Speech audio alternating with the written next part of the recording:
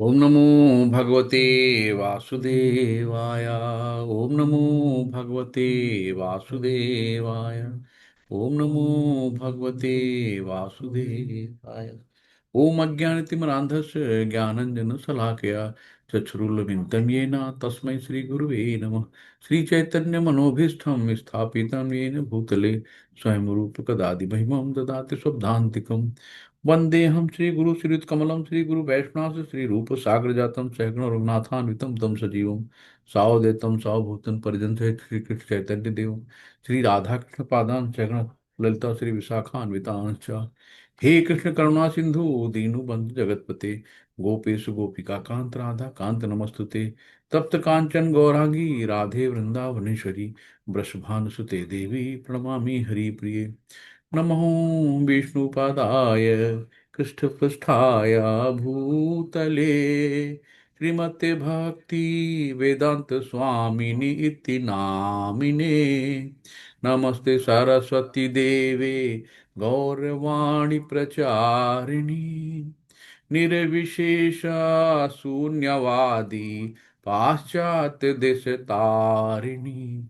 जय श्री कृष्ण चैतन्य प्रभु नित्यानंदा श्री अद्वैत गदाधर श्रीवासादि गौर भक्त वृंदा।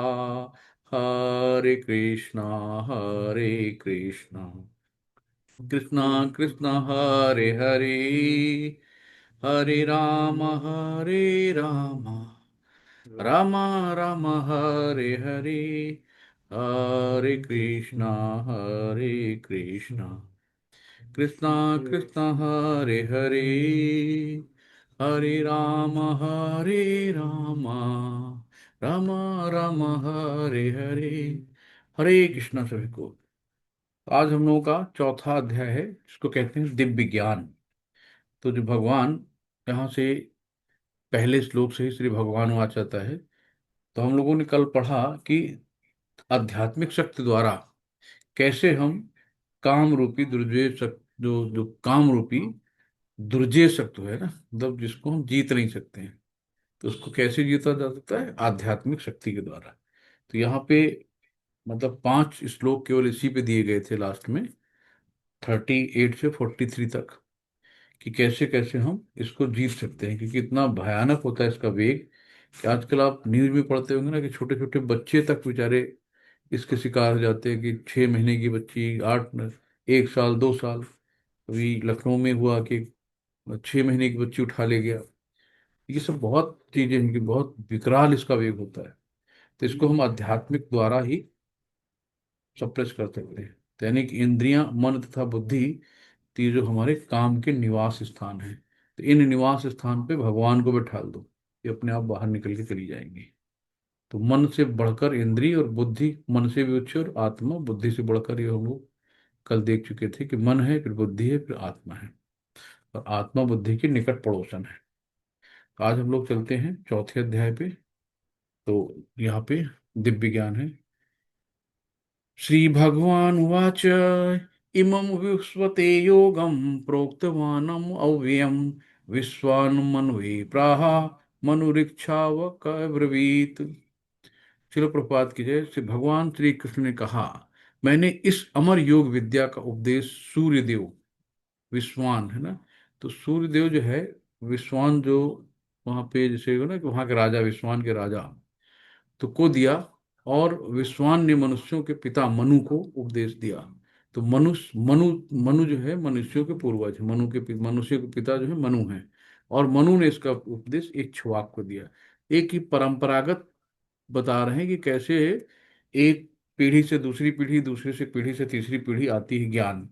तो यहाँ पे ज्ञान के बारे में बताया गया है कि कैसे ज्ञान आगे ट्रांसफर होता है। तो यानी कि जो भी चीजें हैं, हमें पहले समझना है कि ये जो दिव्य ज्ञान क्या है। तो दिव्य ज्ञान है कर्म संन्यास योग, जो कर्म और संन्यास का है योग, इसका जो ज्ञान होता है, इसको हम दिव्य ज्ञान कहते हैं। यानी कि भगवान को जानने का ज्ञान, भगवान को हम कैसे जान सकते हैं, इस दिव्य ज्ञान के जरिए जान सकते हैं। तो यहाँ पे भगवान स्वयं आते हैं धर्म की स्थापना करते हैं, लोगों को बताते हैं कि कैसे हमें इस दुखालय से बाहर निकलना है। अब धर्म क्या है? धर्म भी भगवान की वाणी है। और जो ज्ञान कैसे प्राप्त किया जा सकता है? सिर्फ परंपरागत प्रणाली से, है ना। जैसे कि यहाँ पे बताया कि भगवान ने उपदेश सूर्यदेव विश्वान को दिया, और विश्वान ने क्या करा, मनु को दिया, मनु ने फिर आगे इक्ष्वाक को दिया। तो ऐसे आगे भी पूरी आएगी प्रणाली। तो प्रभुपाद जी लगभग 36 उसमें हैं। तो ये चीजें हैं। तो श्री कृष्ण है, ब्रह्मा है, नारद है, व्यास है। तो वेद शास्त्र सब जो है, सब हमारी समझ लो ये जो बुकें हैं, ये वेद से सब क्या है, भगवान को बताती है ना, भगवान के बारे में बताती। तो भगवान के वेद शास्त्र, या मान लो माता है और भगवान है पिता, तो माता पिता का पता बता रही है। माता ही तो बताती पिता को। भाई पिता, माता ने कह दिया आपके पिताजी हैं, तो हमने मान लिया हमारे पिताजी हैं। अब ये थोड़ी होता है कि हम 700 करोड़ जनता का डीएनए टेस्ट कराएंगे तभी मानेंगे पिताजी। इस तरीके से जो शास्त्रों में लिखा है वो एक्यूरेट है, एकदम सत्य है। जो कहा उसमें कोई टीका टिप्पणी करना अपराध है। तो ये दिव्य ज्ञान जो है भगवान से ही आता है। भगवत गीता का इतिहास बताया है कि कैसे है। तो भगवत गीता ने कभी भी किसी से ईर्ष्या, वैर और द्वेष द्वेष रखना नहीं सिखाया। भगवान के प्रति हमें कृतज्ञ होना चाहिए, है ना, उनके अंदर ग्रेटिट्यूड रखना चाहिए। उन्हें हमें सब कुछ दिया है ना, हवा है, पानी है, खाना है, अनाज है ना। सब कुछ भगवान ने दिया। ईशावास्यमिदं सर्वम यत् किंचन जगत्याम जगत तेन तक तेन भुंजीता मागथा कश्चित धनम। तो भगवान ने कहा है कि भाई जितनी आपकी जरूरत है आप उतना लो। लेकिन इंसानी फितरत क्या होती, बटोरने की, कि जो मिले बटोर लो। आप देखो खाना खाने भी जाते हैं ना, खाना होगा दो लेकिन चार रख लेंगे, भले ही डस्टबिन में डाले जाके, लेकिन आपक की बीमारी होती है। और चिड़िया है, जानवर है, आप दाना डाल दो छत पे, तो छत पे दाना डालने से चिड़ियों को जितनी जरूरत है उतना खा के उड़ जाएंगे। लेकिन इंसान पहले बटोरेगा और उसके बाद खाएगा। तो यहाँ पे बताया गया है, ब्रह्मा जी ने भगवान को ही कहा, आदि पुरुष कहा है कि गोविंदम आदि पुरुषम तमहम भजामि, कि मैं उन भगवान गोविंद की पूजा करता हूँ जो आदि पुरुष हैं और जिनके आदेश से समस्त लोगों के राजा सूर्य प्रभुत शक्ति तथा ऊष्मा धारण करता है। ये सूर्य भगवान के नेत्र तुल्य हैं। तो भगवान के जो नेत्र हैं वो सूर्य हैं, और उनकी आज्ञा अनुसार अपनी कक्षा को तय करते हैं। एक भी मिनट, एक भी नागा की ये सूर्य हमेशा रेगुलर अपनी कक्षा में नियत चक्कर लगाते रहते हैं। तो सूर्य सभी लोगों के राजा हैं, जितने भी लोक हैं उनके राजा कौन है? सूर्य हैं। तो यानी कि इन्हीं को विश्वान कहा गया है। सूर्य ग्रह पर शासन करता है। तो जो ऊष्मा तथा प्रकाश का प्रदान करने अन्य समस्त लोगों को अपने नियंत्रण में रखता है। तो सूर्य कृष्ण के आदेश पे घूमता है, भगवान की आज्ञा है कि घूमो। भगवान कृष्ण ने विश्वान को भगवत गीता विद्या समझाने के लिए अपना पहला शिष्य चुना। तो यहाँ भी क्वेश्चन आता है, भगवान ने सबसे पहले किसको ज्ञान दिया? विश्वान को, है ना, सूर्य देव को। तो त्रेता युग में आदि में विश्वान ने परमेश्वर संबंधित इस विज्ञान का उपदेश मनु को दिया, और मनु के जनक मनु ने इसको अपने पुत्र इक्ष्वाक को दिया। और इक्ष्वाक इस पृथ्वी के शासन थे और रघुकुल के पूर्वज थे। रघुकुल में रामचंद्र जी, राजा रामचंद्र जी भी आते हैं ना, जिसमें भगवान श्री राम ने अवतार लिया था। तो अब यहाँ पे कहते हैं कि मानते हुए मनु के जन्म के पूर्व भगवान ने अपने शिष्य सूर्यदेव विश्वान को गीता सुनाई। तो मोटा अनुमान यह है कि गीता कम से कम 12 करोड़ 4 लाख वर्ष पहले कही गई, और मानव समाज में ये 20 लाख वर्षों से विद्यमान। तो यानी कि 12 करोड़ पहले गीता आई है। तो लोग आजकल के जितने धर्म हैं, कि कोई बौद्ध धर्म है बताते हैं 500 साल पहले आया, इस्लाम धर्म है बताते हैं 1400 साल पहले आया, और क्रिश्चियन है 2500 साल पहले आया, सनातन धर्म अपना 5000 साल पहले आया, है ना। लेकिन यहाँ पे बताया 12 करोड़। तो बताइए इससे पहले कोई है? तो इस भगवान, अब जो जो यहाँ पे आया, तो यहाँ पे भगवान धरती पे, तो 5000 वर्ष पहले अर्जुन को पुनः कहा। तो बीच बीच में क्या होता है, ये जो ज्ञान है विलुप्त हो जाता है, और वे फिर धीरे धीरे फिर से भगवान फिर से नई धर्म की स्थापना करते हैं, भक्तों को खुश करने के लिए, भक्तों की रक्षा करने के लिए। और जो अभक्त हैं, जो असुर हैं, उनका नाश करने के लिए भगवान फिर से आते हैं, अवतरित होते हैं। और फिर से, तो अब 5 साल पहले ये गीता अर्जुन को सुनाई गई। तो ये वास्तविक समस्याएं हमें, अगर हमें जानना है कि क्या है, कि वास्तविक समस्या हमारी जन्म मृत्यु जरा व्याधि है। तो हमें इसको हमेशा याद रखना है कि जिसने जन्म लिया उसकी मृत्यु जरूर होगी, बीमार पड़ेगा, बूढ़ा होगा, है ना। तो अब अगर हम लोग इसको ये देखते हैं कि सतयुग जो हमारा कलयुग है, कलयुग की आयु जो है 4,32,000 है। तो 4,32,000 में अभी मात्र 5,117 साल बीत हुए हैं। तो 4,32,000 कलयुग की आयु है, जिसमें 5,117 साल अभी व्यतीत हुए हैं। द्वापर युग को बताया गया है कि ये 8 लाख है, और इसके पूर्व त्रेता युग 12 लाख वर्ष है। इस प्रकार लगभग ये 20,05,000 वर्ष पूर्व मनु अपने शिष्य तथा पुत्र इक्ष्वाकु से पृथ्वी के राजा थे। तो श्रीमद् गीता कही गई। तो वर्तमान में मनु की आयु लगभग 30,53,00,000 वर्ष मानी जाती है। इतनी आयु है। तो इसको अगर हम लोग एक तरह से देखें कि याद करने के लिए आप लोग नोट भी कर सकते हो कि कलयुग कितना हुआ, 4,32,000, है ना। तो कलयुग का दुगना करेंगे हम, तो ये आ जाएगा द्वापर आ जाएगा। कलयुग के बाद क्या आता है, द्वापर। और कलयुग के बाद त्रेता आता है। तो और त्रेता के बाद आता है द्वापर, द्वापर द्वापर के बाद सतयुग, सतयुग, त्रेता, द्वापर, कलयुग, इस तरीके से चेन है पूरी। तो हम कलयुग से अगर 2 का मल्टीप्लाई करेंगे तो ये आएगा। फिर उसके बाद हम उसी कलयुग को 3 से मल्टीप्लाई करेंगे, फिर उसी कलयुग को 4 से मल्टीप्लाई करेंगे तो सतयुग आ जाएगा। तो 2 से मल्टीप्लाई किया द्वापर आ गया, 3 से मल्टीप्लाई किया त्रेता आ गया, 4 से मल्टीप्लाई किया तो सतयुग आ गया।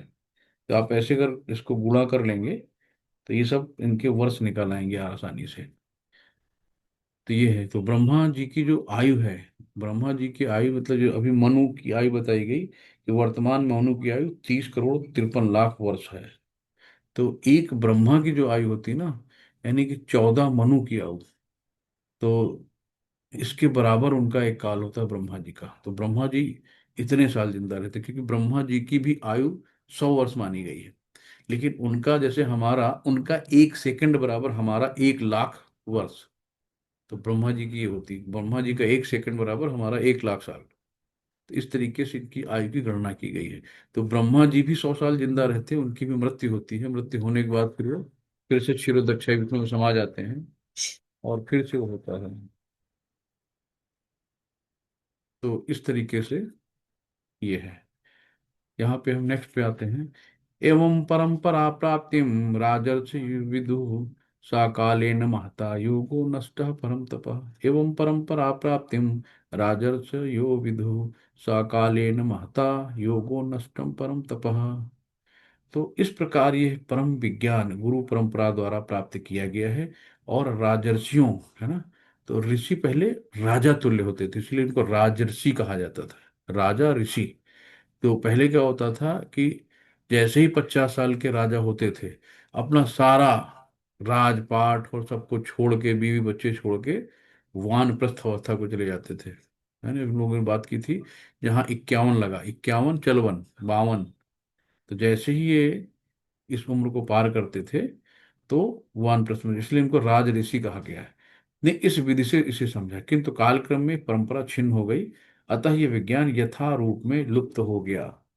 तो बीच बीच में ये लुप्त हो जाता है, और फिर भगवान इसको पुनः स्थापित करने आते हैं। नेक्स्ट है थर्ड। स एवं मया तेद्यम योगम प्रोक्तम पुरातनः भक्तोऽसि मे सखा चेति रहस्यम होतुदुत्तमम्।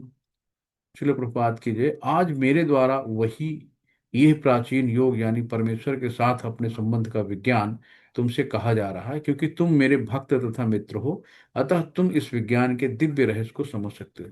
भगवान ने कहा कि तुम मेरे भक्त और मित्र हो। तो जो भगवान का भक्त होता है वो भगवान का मित्र भी होता है। तो अगर आपकी मित्रता किसी अच्छे व्यक्ति से हो जाती है तो कितना गर्व महसूस करते हैं ना, अगर मेरा जानने वाला डीएम है, मेरा जानने वाला मंत्री है, कोई काम हो तो बताना। तो अगर अपना मित्र भगवान को बना लो तो फिर उनसे बड़ा तो कोई है ही नहीं ना। तो अतः तुम इस विज्ञान के दिव्य रहस्य को समझ सकते हो। तो भगवान का भक्त ही भगवत गीता को समझ सकता है। जब तक भक्त नहीं बनेंगे तब तक हम इस चीज को समझ ही नहीं पाएंगे। तो हमारे अंदर क्वेश्चन होने चाहिए, हमारे अंदर जिज्ञासा होना चाहिए समझने की। जब तक आप जिज्ञासु नहीं बनोगे तब तक इस चीज को समझ नहीं पाओगे। तो हमें क्या करना है कि एक तो ये समझना है कि I am soul not body, कि हम शरीर नहीं, हम आत्मा है। और दूसरा है कि जब तक हमारे अंदर क्वेश्चन नहीं होंगे ना, तो अर्जुन देखो कितने क्वेश्चन पूछ रहा है भगवान से, ये बताओ भगवान, असतो ब्रह्म जिज्ञासा, कि भाई जब तक आपके अंदर कोई ज्ञान होगा तभी क्यूरी होगी। जब कुछ समझोगे नहीं तो क्वेश्चन कहाँ से आएंगे। तो असली ज्ञान तब आता है जब आपके पास प्रश्न होते हैं। मैं कौन हूँ, मैं कहाँ हूँ, मैं इस पृथ्वी पर क्यों भेजा भगवान ने मुझे, अगर यहाँ पैदा किया है तो कोई तो मकसद होगा, ऐसे तो नहीं आ गए।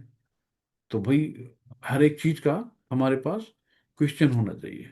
जब क्वेश्चन होगा तो फिर चीजें और आगे उसका कुछ न कुछ समझ में आएगी। अब देखो यहाँ पे अर्जुन ने यहाँ पे तुरंत क्वेश्चन पूछा कि भाई हम और आप अगर दोनों एक ही समकालीन है तो ये फिर सूर्यदेव को पहले आपने कैसे ज्ञान दिया। इसमें आता है अपरम भवतो जन्म परम जन्म विवस्वतः कथमेद द्विजानीयाम त्वमादो प्रोक्तवान इति। शिल प्रपात कीजिए, अर्जुन ने कहा सूर्यदेव विश्वान आपसे पहले हो चुके हैं, नहीं ज्येष्ठ हैं, आपसे बड़े हैं, तो फिर मैं कैसे समझूं कि प्रारंभ में भी आपने उन्हें इस विद्या का उपदेश दिया था। वो जानने के, यार हम लोग तो साथ में हैं, 2 4 साल 5 साल बड़े छोटे होंगे, मतलब पैदा अभी हुए हैं द्वापर में, तो ये आपने सबसे पहले सूर्यदेव को कैसे दे दिया। ये मतलब समकालीन, मतलब हम लोग एक साथ के हैं। तो ज्ञान विज्ञान का नाश हो जाता है, जैसे कि इंद्रिय भोग की इच्छा जागृत होती है। जब हमारे अंदर ज्ञान नहीं रहता है तो फिर तभी इंद्रिय भोग की इच्छा होती है। तो हमें क्या करना है कि अपने ज्ञान को बढ़ाना धीरे धीरे। तो जैसे पृथ्वी के सब चक्कर लगाते रहते, सूर्य हो चंद्रमा हो, तो हम लोग जो है उसी में हैं। और जिज्ञासा उन सबों के लिए जो भगवान में विश्वास करते हैं, उन असुरों के लिए नहीं। तो असुर लोग हमेशा भगवान की निंदा करते हैं, भगवान से वैर रखते हैं। जो असुर और सुर, मतलब असुर को हम ऐसे समझ सकते हैं कि जो भगवान के सुर में सुर नहीं मिलाता वो असुर होता है। जो भगवान की निंदा करता है, भगवान को नहीं मानता है, उसको हम असुर कहते हैं।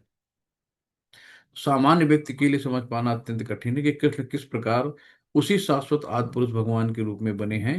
अतः इस बात को स्पष्ट करने के लिए अर्जुन ने कृष्ण से प्रश्न पूछा कि जिससे वे ही प्रमाणिक रूप में बताएं। कृष्ण परम प्रमाण हैं, है ना। यह तथ्य आज ही नहीं, अनंत काल से सारे विश्व द्वारा स्वीकार किया जाता है। तो चूंकि कृष्ण सर्व स्वीकृत परम प्रमाण है, अतः अर्जुन उन्हीं से प्रश्न करता है। आप जो प्रमाणित व्यक्ति होगा उसी से पूछेंगे ना, सबकी बात तो नहीं मान लेंगे। तो इसीलिए हमेशा हर चीज का प्रमाण होना चाहिए। भाई कोई चीज आपसे कहता है कि ये है, तो प्रमाण लाओ हमें इसका पहले। तो जिससे कृष्ण स्वयं बताए, और असुर तथा उनके अनुयायी जिस भांति के लिए तोड़ मरोड़ करके उन्हें प्रस्तुत करते हैं, उनसे बचा जाए। यानी कि बहुत से लोग क्या करते हैं, गीता भाष्य, गीता पे व्याख्यान देते हैं, तो जो भगवान ने कही है उसके अलावा वो अपनी उसमें टीका टिप्पणी करके उसको तोड़ मरोड़ के पेश करते हैं।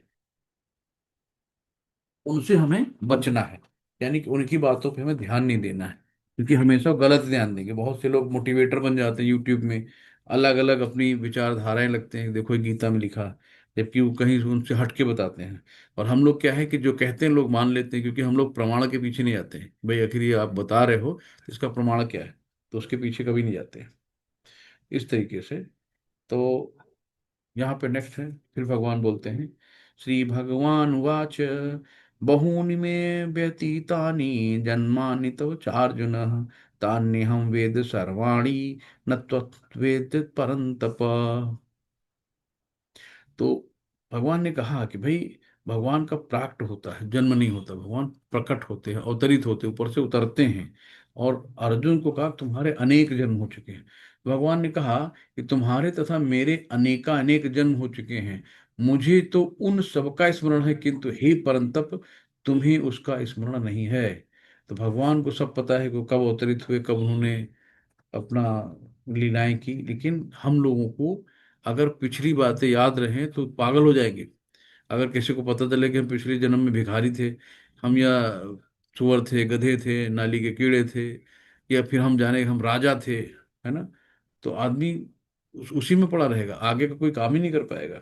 तो इसलिए भगवान क्या करते हैं, सारी स्मृति हटा देते हैं, पुरानी वाली ब्लैंक कर देते हैं। तो नई चीज से नए कर्म करो और नई चीजों को अपने अंदर रखो। तो यहाँ पे जो ब्रह्मा जी जब ब्रह्म संहिता 5.33 में कहते हैं ना कि अद्वैतमुच्चानमादि अनंत रूपामाद्यनम पुराण पुरुषम नवयौनम च वेदेषु दुर्लभम दुर्लभमात्म भक्तो गोविंदमादि पुरुषम तमहम भजामि। कि मैं उन आदि पुरुष भगवान गोविंद की पूजा करता हूँ जो अद्वैत अच्युत तथा अनादि हैं। यद्यपि अनंत रूपों में उनका विस्तार है, किंतु तो भी वे आद्य पुरातन तथा नित्य नवयौवन युक्त रहते हैं। श्री भगवान ऐसे सच्चिदानंद के रूप को प्रायः श्रेष्ठ वैदिक विद्वान जानते हैं, किंतु विशुद्ध अनन्य भक्तों को उनके दर्शन नित्य होते हैं। तो बहुत बढ़िया ब्रह्म संहिता में ब्रह्मा जी ने भगवान की स्तुति की है। तो यहाँ भी कहते हैं मैं उन भगवान गोविंद की पूजा करता हूँ जो राम नरसिंह तथा आदि अवतारों में अंश अवतारों में नित्य स्थित रहते हुए भी कृष्ण नाम से विख्यात है, यानी कृष्ण नाम से विख्यात है। तो साफ साफ यहाँ नाम भी दिया गया है भगवान का। तो आदि पुरुष, आदि का मतलब कि उनसे पहले कोई नहीं था, उनके आगे कोई नहीं था। और जो स्वयं भी अवतरित होते हैं, तो कृष्ण अवतार नहीं अवतारी हैं। हम्म, ये है भगवान। नेक्स्ट हम लोग चलते हैं। तो और बताया कि कृष्ण को लाखों वर्ष पूर्व संपन्न कार्यों की स्मृति बनी हुई है, किंतु अर्जुन को स्मरण नहीं है। यद्यपि अर्जुन तथा कृष्ण दोनों शाश्वत स्वभाव के हैं। तो भगवान क्या है, शरीर परिवर्तन के साथ साथ जीवात्मा सब कुछ भूल जाता है, कृष्ण कृष्ण को सब याद रहता है। तो भगवान है, उनको तो याद ही रहेगा।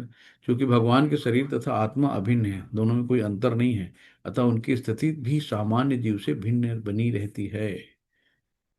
छठवां श्लोक है, अजो अपि सन् व्यात्मा भूतानि मीश्वरो अपि सन् प्रकृतिं स्वामधिष्ठाय संभवात्मा माया माया। चलो प्रभुपात कीजिए। यदि मैं अजन्मा, है ना, अजन्मा मतलब जन्म नहीं लेते हैं, अवतार लेते हैं, तथा अविनाशी हूँ, और यद्यपि मैं समस्त जीवों का स्वामी हूँ, तो भी प्रत्येक युग में अपने आदि दिव्य रूप में प्रकट होता हूँ। तो भगवान हर युग में आते हैं। तो भक्तों को, जैसे कि अभी आगे विराट रूप आएगा कैसे दिखाते हैं, तो यहाँ भगवान बता रहे हैं कि कृष्ण का अवतरण कैसे होता है। तो भगवान बता रहे हैं ना कि मैं अजन्मा और अविनाशी हूँ। तो अजन्मा जो जन्म नहीं लेते हैं, अविनाशी जिनका नाश नहीं होता है, और यद्यपि मैं समस्त जीवों का स्वामी, जितने भी ब्रह्मांड में जीवन सबके स्वामी भी हैं, तो भी प्रत्येक युग में मैं अपने आदि दिव्य रूप में, आदि मतलब कि उसके पहले कोई नहीं, दिव्य रूप में प्रकट होता हूँ। भगवान प्रकट होते हैं, है ना। तो यहाँ पे इस तरीके से नेक्स्ट जो बताया, श्री कृष्ण इस जगत में अपने आदि शाश्वत स्वरूप में दो भुजाओं में बांसुरी धारण के अवतरित होते हैं। किंतु आश्चर्य तो ये है कि वो कभी युवावस्था से आगे नहीं बढ़ते। तो भगवान को कभी कृष्ण को बूढ़ा नहीं देखा होगा, कि उनकी सफेद दाढ़ी सफेद बाल हैं, वो हमेशा वो यौवनावस्था में रहते हैं। और टीन एज के ऊपर कभी जाते नहीं, 16-17 साल से ऊपर कभी जाते ही नहीं होगा। तो हमेशा युवावस्था में रहते हैं। तो वस्तुतः उनका आविर्भाव तथा तिरोभाव सूर्य के उदय और अस्त के समान है, जो हमारे सामने घूमता हुआ हमारी दृष्टि से ओझल हो जाता है। और जब सूर्य हमारी दृष्टि से ओझल होता है तो हम सोचते हैं कि सूर्य अस्त हो गया, और जब वो हमारे समक्ष होता है तो हम सोचते हैं कि वो क्षितिज में है। तो यानी कि सूर्य उगता है और अस्त होता है ही कहते हैं ना हम लोग। लेकिन ऐसा तो नहीं सूर्य खत्म हो गया, तो सूर्य है।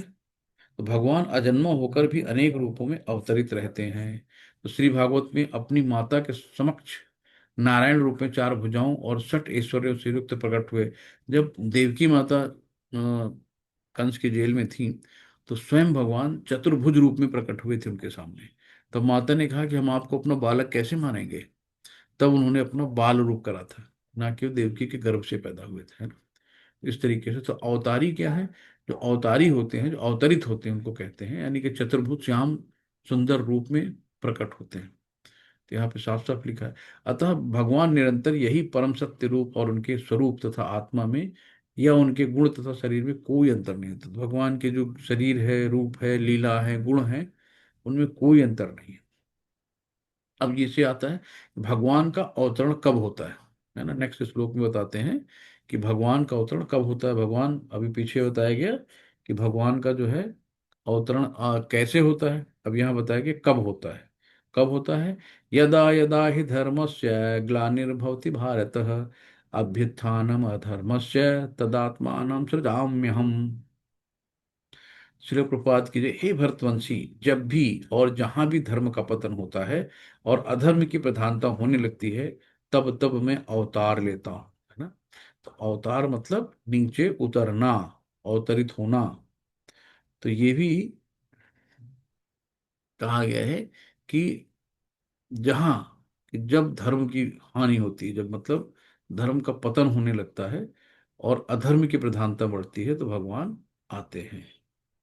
तो ये कहा गया यहाँ पे सृजाम शब्द का अर्थ है, मतलब कि क्योंकि पिछले श्लोक में बताया गया कि सृजामी अर्थ का है कि भगवान स्वयं यथारूप में प्रकट होते हैं, तो यथारूप में आते हैं भगवान, है ना। तो कलयुग के जो है अभी, जैसे कि इनका चैतन्य महाप्रभु आए थे 500 साल पहले, तो इन्होंने बोला था कि कलयुग के 10,000 वर्ष गोल्डन ईयर कहलाएंगे। तो अभी जो 10,000 साल, यानी कि जो कलयुग में 5,117 बीत गए हैं, तो इसमें जो 10,000 साल गोल्डन ईयर कहलाएगा, क्योंकि पूरे विश्व में हरि नाम संकीर्तन का प्रचार होगा, है ना। तो पूरे विश्व में हरे कृष्णा कृष्णा कृष्णा हरे हरे, हरे राम राम राम हरे हरे। और आप देख ही रहे होगे कि ऑल ओवर वर्ल्ड लगभग 120 टेम्पल बन चुके हैं इस्कॉन के। और हर घर नगर, इवन पाकिस्तान, बांग्लादेश जैसे जो कंट्रियां हैं, अरब जैसी कंट्रियां हैं, वहां भी इस्कॉन के टेम्पल हैं। तो इतना ज्यादा प्रभुपाद जी ने मतलब कम समय में इतना काम करके गए हैं, तो धीरे धीरे बढ़ते ही जा रहा है, धीरे धीरे सब चीजें आगे ग्रोथ होती जा रही है। 10,000 साल तक तो बहुत कुछ हो जाएगा। ये चैतन्य महाप्रभु कह के गए थे कि हर शंकर, हरि नाम शंकर का, हर नाम संकीर्तन का पूरे विश्व में प्रचार होगा। तो गीता के अंत में भगवान स्वयं आदेश देते हैं कि सर्वोच्च धर्म उनकी ही शरण ग्रहण करता है। तो जैसे हम लोग वो बात कर रहे थे, बुद्ध भी जो है, तो बुद्ध भी भगवान कृष्ण के ही अवतार हैं। तो पहले बलि वली की जो प्रोसेस चलती है ना, तो बुद्ध जी आए थे तो उन्होंने मना कर दिया था कि वेदों को मत मानो, कि पशु बलि, वेदों में लिखा है कि वेदों में विशिष्ट कार्यों के लिए पशु बलि के विषय में कुछ सीमित विधान थे, किंतु आश्रित प्रवृत्ति वालों लोगों ने वैदिक नियमों का संदर्भ दिए बिना पशु बलि को अपनाए हुए थे। भगवान बुद्ध ने इस अनाचार को रोकने तथा अहिंसा को वैदिक नियमों की स्थापना करने के लिए अवतरित हुए, और भगवान के प्रत्येक अवतार का विशेष उद्देश्य होता है। तो इस तरीके से फिर भगवान बुद्ध ने कहा, भाई अगर वेदों में ऐसा लिखा है कि बलि चढ़ानी होती, तो वेदों को मत मानो। तो फिर क्या हुआ, वेद धीरे धीरे विलुप्त होते गए। फिर को लोग, उन्होंने कहा ना, भगवान बुद्ध ने कह दिया तो कौन पढ़ेगा। लेकिन फिर शंकराचार्य जी आए, उन्होंने वेदों को फिर से जिंदा किया। तो धर्म के उच्चतर सिद्धांत चार वर्णाश्रमों को स्वीकार करने से प्रारंभ होते हैं। अवतारों का एकमात्र उद्देश्य होता है सर्वत्र कृष्ण भावना मार्ग को उद्बोधित करना। परिस्थिति के अनुसार ही भगवान भावनामृत प्रकट तथा अप्रकट होता है, यानी आ भी जाते हैं और फिर खत्म भी होते हैं, नष्ट भी हो जाते हैं। अब आगे आता है जो श्लोक, वो कहता है कि कृष्ण का अवतरण क्यों होता है। तो अभी हमने देखा कि कैसे होता है, कब होता है, अब हम देख रहे हैं क्यों होता है। क्यों होता है? परित्राणाम साधूनाम विनाशाय च दुष्कृताम धर्म संस्थापनार्थ संभवानी युगे युगे। ये श्लोक तो मुझे लगता है सबको याद होगा, महाभारत सब लोग देखते थे ना हम लोग बचपन में। तो भगवान जो है भक्तों का उद्धार करने, है ना, श्री प्रभुपाद की जय, कि सबसे इंपॉर्टेंट क्या है, कि भगवान भक्तों का उद्धार करने। असुरों असुरों को मारने को तो बताया ना, कि जब ममई वांस जीव लोको जीव भूता सनातना, एक बार में उनका हार्ट अटैक करे खुद ही मर जाएंगे, भगवान उसके लिए कहे आएंगे। एक दृष्टि डालने में मर जाएंगे, दुष्टों का नाश तो ऐसे ही हो जाएगा। लेकिन जो उनका अवतार होता है, सबसे बड़ी क्या होती है कि वो अपने भक्तों को प्रसन्नता देने चाहते हैं, है ना, भक्तों का उद्धार करना चाहते हैं, और दुष्टों का विनाश तथा धर्म की फिर से स्थापना करने, जो अधर्म बढ़ गया था उसको समाप्त करके धर्म की पुनः स्थापना करने के लिए भगवान कहते हैं कि मैं हर युग में प्रकट होता हूँ। तो यहाँ पे क्यों का उत्तर आ गया ना, क्यों प्रकट होते हैं, अपने भक्तों को आनंद देने के लिए, उनका उद्धार करने के लिए, और दुष्टों का खात्मा करने के लिए, और नए धर्म की स्थापना करने के लिए। तो भगवान तो अपने उन निष्काम भक्तों को तुष्ट करने के लिए विशेष रूप से अवतार लेते हैं, जो आसुरों द्वारा निरंतर तंग किए गए। अब इतना तंग कर दिया तो भगवान को प्यार भी तो मिलेगा ना उनको। अतः भगवान कृष्ण मुख्यतः देवकी के उद्धार करने के लिए प्रकट हुए थे, कंस को मारने के लिए नहीं, है ना। तो मेनली क्या था कि देवती, बताओ किसी का बच्चा पैदा हुआ तो तुरंत उसे मार दिया जाए, तो उस माँ को कितना दुख होगा। तो वो हमेशा ये लोग कहते हैं ना, कंस को मारने के लिए नहीं, अपने भक्तों को सुख देने के लिए, भक्तों का उद्धार करने के लिए, भक्तों को प्रसन्नता देने के लिए भगवान आते हैं। तो भगवान भक्त द्वारा उद्धार करने तथा दुष्ट असुरों का संहार करने के लिए विभिन्न अवतार लेते हैं। ये मेन होता है कि भगवान क्यों अवतरित हुए, ये क्लियर हो गया। तो अब कई तरह के अवतार होते हैं, जैसे भगवान ने यथा पुरुषावतार, गुणावतार, लीलावतार, शक्त्यावेश अवतार, मनवंतर अवतार, युगांतर अवतार। तो इन सब का ब्रह्मांड में क्रमानुसार अवतरण होता है। किंतु भगवान कृष्ण आदि भगवान है और समस्त अवतारों के उद्गम है। तो भगवान कभी भी गोलोक वृंदावन धाम छोड़ के नहीं जाते हैं। तो जो भी होता है ना, उनका विस्तार होता है। तो कृष्ण अवतार का मूल उद्देश्य अपने निष्काम भक्तों को प्रसन्न करना है। तो मेन उद्देश्य भगवान का है भक्तों को प्रसन्न करना। तो भक्तों की इतनी बड़ी वो है ना। अब हम लोग जानेंगे कि कृष्ण को जानने का क्या लाभ है। भाई हम भगवान को जानेंगे तो हमारा क्या लाभ होगा। तो यहाँ पे फिर इस 9th श्लोक बताते हैं कि जन्म कर्म च मे दिव्यम मे यो वित्ति तत्वतः त्यक्ता देहम पुनर्जन्म नैति मामे तो सोर्जुन। शिल प्रपात की जय। हे अर्जुन, जो मेरे आविर्भाव तथा कर्मों की दिव्य प्रकृति को जानता है, वो इस शरीर को छोड़ने पर इस भौतिक संसार में पुनः जन्म नहीं लेता, अपितु मेरे सनातन धर्म को प्राप्त होता है। भगवान स्वयं कह रहे हैं कि जो मेरे आविर्भाव तथा कर्मों की दिव्य प्रकृति को जान जाता है, तो वो इस शरीर को छोड़ने के बाद दोबारा इस दुखालय शाश्वत में नहीं आता है। वो भगवान के साथ, यानी कहते हैं मेरे सनातन धाम को प्राप्त होता है। तो हमारा इस ये जानने के लिए कि क्या लाभ है भगवान को जानने की, तो अगर यही लाभ है कि हमें फिर से इस जन्म मृत्यु जरा व्याधि के चक्कर में नहीं पड़ना पड़ेगा। तो जो मेरे जन्म और कर्म के संदर्भ में जान गया, तो वो समझ लो मुक्त हो गया। जो कृष्ण को जान गया वो मुक्त हो गया। तो कृष्ण को जानना इसलिए बहुत ज्यादा जरूरी है। तो हमें हमेशा याद रखना है कि भगवान को जान लेने से मनुष्य जन्म तथा मृत्यु से मुक्ति की पूर्ण अवस्था प्राप्त कर सकता है। इस सिद्धि को प्राप्त करने का कोई अन्य विकल्प नहीं है। हरे कृष्णा। तो अब फिर नेक्स्ट 10th श्लोक आता है। वीतराग भय क्रोधा मन्मया मामुपाश्रिता बहवो ज्ञान तपसा पूता मध्व मांगता पूता मत भावन मांगता। तो यहाँ पे श्री प्रभुपाद जी बताते हैं तात्पर्य में कि आसक्ति है ना, आसक्ति हमको किससे रखनी है? सिर्फ भगवान से रखनी है। आसक्ति को कहते हैं ना, आ तो सकती है लेकिन जा नहीं सकती। तो इसलिए हमें ऐसी चीजों से लगाव नहीं रखना चाहिए कि हम उसको फिर छोड़ ही ना पाए। तो सिर्फ हमें भगवान के जो है चरण कमलों पर ही रखें अपनी आसक्ति। और भय, भय कौन होता है? जो भगवान से, यानी भगवान का जो भक्त होता है वो कभी भयभीत नहीं होता है। तो जो भगवान पे विश्वास नहीं होता है ना, वो भयभीत होता है, वो हमेशा डरा रहता है। उसको पता नहीं कि ये ना हो जाए, वो ना जाए। जो भगवान को मानता रहे, यार जो भगवान करेंगे ठीक, भगवान मेरे साथ हैं, कोई डर नहीं रहता है ना। तो आसक्ति, भय तथा क्रोध से मुक्त होकर मुझ में पूर्णतः तन्मय होकर और मेरी शरण में आकर बहुत से व्यक्ति भूतकाल में मेरे ज्ञान से पवित्र हो चुके हैं। इस प्रकार से उन सबों ने मेरे प्रति दिव्य प्रेम को प्राप्त कर लिया है। तो हमें क्या करना है? हमारा घर है, हमें अपने घर वापस जाना है। हमारा घर है भगवत धाम, जहाँ से हम आए हैं। तो हमें वहीं वापस जाना है, इस बात को हमेशा ध्यान रखना है। और ये समझ लो कि जो भी चीजें हैं, माया हमें आगे बढ़ने नहीं देती। माया जानती है कि भक्त अगर अच्छे से भक्ति कर लेगा तो भगवान इनके दास बन जाएंगे, भगवान इनके गुलाम बन जाएंगे। इसलिए माया चाहती है कि भक्ति ना करे। तो इसलिए आपको अगर सुबह उठना था, चलो यार थोड़ा और सो लेते हैं, अरे 5 मिनट और सो लेते हैं, और आलस आ जाता है। चलो अच्छा कल कर लेंगे। आज मंदिर जाना तो आज जा नहीं पाए, टाइम नहीं था, थोड़ा सा दूर था, कल चलेंगे। तो माया आपको अच्छे काम करने नहीं देती, कहीं आलस ले आएगी, कहीं नींद ले आएगी, कहीं कोई न कोई बहाना लगा देगी। तो आपको इन सबसे निकलना है कि, कि हम लोग जो है सब माया के द्वारा नियंत्रित हैं। माया ही सतो तमो रजोगुणों में बांधती है। और कृष्ण क्या है? कृष्ण माया को नियंत्रण करते हैं। कृष्ण कंट्रोलर है, सुप्रीम कंट्रोलर है। तो भगवान का शरीर आध्यात्मिक है और हमारा शरीर भौतिक है। तो भगवान सबके पालनहार हैं, सब कुछ हैं। और हम लोग तो बस इस चीज को समझ ही नहीं पाते, है ना। तो हमें क्या करना है कि भक्ति को बढ़ाना है। भक्ति को कैसे बढ़ा सकते हैं?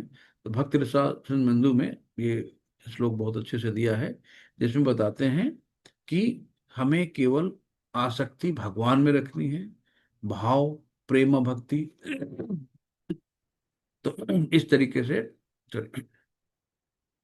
तो श्रद्धा रखनी है। पहला क्या होता है कि जैसे अब जब तक हमारे अंदर श्रद्धा नहीं होगी, जब श्रद्धा नहीं होगी तो हम आगे बढ़ेंगे नहीं। तो पहली सीढ़ी है भक्ति की श्रद्धा।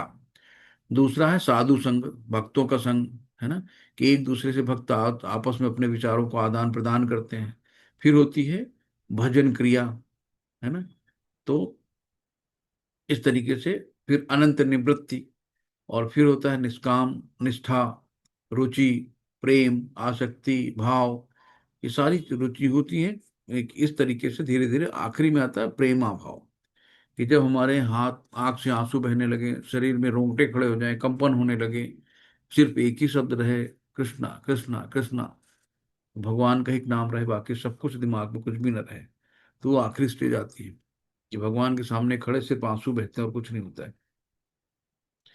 तो अब यहाँ भगवान बता रहे हैं कि कौन जिस भाव से मेरे पास आता है, मैं उसी को वैसे ही रिसिप्रोकेट करता हूँ। ये यथा माँ प्रपंतन्ते तास्थैव भजाम्य हम, मम वर्तमान वर्तन्ते मनुष्याम पार्थ सर्वसः। शिल प्रपात की जय। तो यहाँ पे बताते हैं कि जिस भाव से, है ना, भाव कैसे हैं, जैसे कि कोई माता के रूप में भगवान को प्राप्त करती है ना, कि लड्डू गोपाल को लेके गोदी में घूमती रहती है, कि लल्ला को कभी खाना ना खाना है, अभी भोग लगाना है, अभी ये करना है ना। कोई अपने सखा भाव में रहता है, मित्र भाव में, कोई अपने दासत्व भाव में रहता है, और कोई जो है असुर भाव, ईर्ष्या वाले भाव में रहते हैं, जैसे कि कंस वगैरह, है ना, रातों दिन भगवान का नाम जपते थे, लेकिन वो ईर्ष्या भाव में थे। तो भगवान उनको फिर यमराज मृत्यु के रूप में दिखते हैं। और साख्य भाव में, वात्सल्य भाव में, जैसे साख्य भाव किसको, अर्जुन को उदाहरण ले लेते हैं। और इसी को कहते हैं यथा माम प्रपद्यन्ते, जिस भाव से लोग हमें भजते हैं। तो वात्सल्य रूपी यशोदा मैया डंडी लेके दौड़ा लेती थी कृष्ण को, रुक जा कान्हा अभी तेरी ठुकाई लगाती हूँ, है ना। दास्य भाव में हनुमान जी को आपने देखा होगा, माधुर्य रस में राधा रानी और गोपियां आती हैं। तो इस तरीके से जैसे हमारी भावनाएं होती हैं, भाव होते हैं, तो उसी के अनुरूप भगवान कहते हैं मैं उनको फल देता हूँ। हे पार्थ, प्रत्येक व्यक्ति सभी प्रकार से मेरे पथ का अनुगमन करता है। तो भगवान स्वयं सारे काम करते हैं, तभी लोग उनके पद चिन्हों पे चलते हैं। और एक चीज और आपको पता होगा ना, 56 प्रकार हम लोग भोग लगाते हैं ना भगवान को। 56 प्रकार क्या होता है कि भगवान ने एक उंगली से 1 हफ्ते 7 दिन गोवर्धन पर्वत को उठाए रखा, और भगवान 8 बार खाते थे, 8 पहर। तो आठों पहर भगवान खाते थे। तो मैया यशोदा ने 8 सते 56 प्रकार के भोजन बना के दिए थे, जब पर्वत 7 दिन के बाद घर लौटे थे। तब से 56 प्रकार के भोग लगने शुरू हो गए। नेक्स्ट श्लोक है, कांक्षत कर्मणा सिद्धिम यजंत इव देवता, क्षिप्रम हिमानयेषु लोके सिद्धिर्भवति कर्मजः। शिल प्रपात की जय। इस संसार में मनुष्य सकाम कर्मों में सिद्धि चाहते हैं, फल स्वरूप वे देवताओं की पूजा करते हैं। निसंदेह इस संसार में मनुष्यों को सकाम कर्म का फल शीघ्र प्राप्त होता है। तो सकाम कर्म क्या है? जो अपने लिए किए जाए, अपने स्वार्थ के लिए किया जाए, सकाम कर्म कहलाते हैं ना। तो जैसे शिव जी के पास चले गए, एक अच्छा सा वर दे दो हमको भाई, अच्छी से हमारी बेटी की शादी करा दो, है ना। लक्ष्मी जी के पास गए, हमको बहुत धन दे दो। गणेश जी के पास चले गए, हमको विद्या बुद्धि दे दो। और इसी तरीके से देवी देवताओं के पास अब क्या होता है, देवी देवता स्वयं भगवान के शुद्ध भक्त होते हैं। तो खुद भगवान का मंत्र जाप कर रहे थे, अब समझ मम्मी किचन में बिजी है, जल्दी जल्दी इसको देर हो रही, जल्दी से खाना देना, पापा ड्यूटी पे जा रहे हैं। बच्चा है, मम्मी मम्मी ये ले लें? तो मम्मी कहती है हाँ हाँ ले लो जाओ, जाओ जाओ भागो यहाँ, जल्दी जाओ, मोबाइल ले लो, जाओ देखो जाके मोबाइल। तो मतलब होता है क्या है कि भगवान की भक्ति में डिस्टरबेंस ना हो, इसलिए देवता तुरंत उनको कहते हैं यार मेरी खोपड़ी पे तांडव नहीं करो, तुम्हें जो लेना ले जाओ जाओ। तो तुरंत सैंक्शन कर देते हैं। ये होता है जैसे कि अब घर पे कोई बच्चा है, और चाचा या कोई आए तो उसने कहा कुरकुरे चाहिए। अब पिताजी सोचेंगे यार कुरकुरे नहीं खिलाएं, बच्चे को नुकसान करेगा, लेकिन चाचा चलो यार बच्चा कह रहा है दिलवा देते हैं, तो चाचा नहीं सोचेंगे नुकसान कर रहा है कि नहीं कर रहा है। तो हमेशा पिता क्या है, सोच समझ के काम करते हैं, इसलिए भगवान को पता है कि इसको क्या देना है क्या नहीं देना है। तो भगवान अपने हिसाब से देखते हैं। तो भगवान को कहा कि सर्वव्यापी है ना, देवी देवता को नहीं कहा कि सर्वव्यापी। ये जो आपके हित में होगा भगवान वही देते हैं। इसलिए हमेशा हमें भगवान से ही कहना चाहिए जो भी कहना। तो बुद्धिमान व्यक्ति कृष्ण भावनामृत में स्थिर रहता है। उसे किसी तत्काल क्षणिक लाभ के लिए किसी तुच्छ देवता की पूजा करने की आवश्यकता नहीं होती, वो सीधे भगवान से करता है जो भी करता है। तो सैंक्शन तो भगवान ही करते हैं ना, इच्छा कोई भी हो अगर देवताओं से मांगते हो देवता भी भगवान से लेके आते हैं, है ना। भगवान ने उनको कुछ दे रखा है कि चलो भाई आपकी इतनी लिमिट है, आप इतना कर सकते हो। नेक्स्ट है चातुर्वर्णमया सृष्टम गुणकर्म विघास विभागसः तस्य कर्ता मपिमाम विद्य कर्ताम अव्ययम। तो अब प्रकृति के तीनों गुण और उनसे संबंध कर्म के अनुसार मेरे द्वारा मानव समाज के चार विभाग रचे गए हैं। यद्यपि मैं इस व्यवस्था का स्रष्टा हूं, किंतु तुम ये जान लो कि मैं इतने पर भी अव्यय अकर्ता हूं। तो भगवान ने ही चार वर्ण रचे हैं, कौन से? ब्राह्मण, क्षत्रिय, वैश्य और शूद्र। तो जो सतोगुणी होते हैं, जो बुद्धिमान होते हैं, जो विद्या ज्ञान बांटते हैं, ब्राह्मण कहलाते हैं। और उसके बाद जो रजोगुणी में होते हैं, जो हमारे देश की रक्षा करते हैं, वो क्षत्रिय में आते हैं। और जो वाणिज्य वर्ग है वो वैश्य कहलाता है, और ये भी रजो तमो में युक्त होता है। और शूद्र जो श्रमिक वर्ग होता है जो तमोगुणी होता है। इस तरीके से चार विभाग में बांटा गया। तो मनुष्य ब्राह्मण के सीमित ज्ञान को लांघकर भगवान श्री कृष्ण के ज्ञान तक पहुंच जाता है, वही कृष्ण भावना भावित होता है और वैष्णव होता है। यानी कि ब्राह्मण से भी उच्च क्या होता है? वैष्णव। जो भगवान विष्णु का जप करता है, भगवान कृष्ण को जानता है, उसको वैष्णव कहते हैं। तो ब्राह्मण से भी बढ़कर होता है। तो इस तरीके से नेक्स्ट श्लोक है, न कर्माणि लिम्पन्ति न मे कर्म फले स्पृहा इति मायोभिजानाति कर्मभिर्न सबध्यते। शिल प्रभात कीजिए, मुझ पर किसी कर्म का प्रभाव नहीं पड़ता, न मैं कर्म फल की कामना करता हूँ। जो मेरे संबंध में इस सत्य को जानता है वो भी कर्मों के फल को पास नहीं बनता, कर्मों के फलों में नहीं बनता। तो भगवान खुद अपने बारे में बता रहे हैं कि भगवान सारे कर्म बंधनों से परे हैं।